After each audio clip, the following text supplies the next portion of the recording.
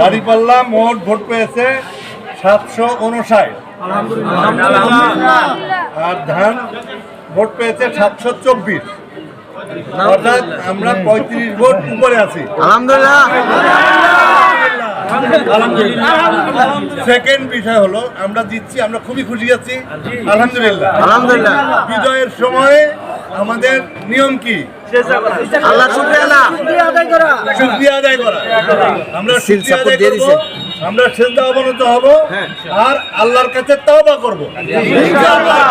ভুল হইছে, সেই ভুল ভ্রান্তিগুলিকে আল্লাহ আমাদেরকে মাফ করে দেন। আর একটা হলো কাজী আবুল হোসেনেরটা, এটা তো সবাই শুনছেন মনে হয়।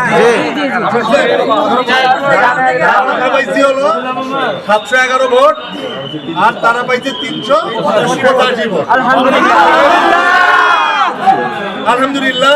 আর অন্যান্য সব কেন্দ্র থেকে যে রেজাল্ট আসতেছে এ পর্যন্ত সবখানেই আমরা আগে আছি।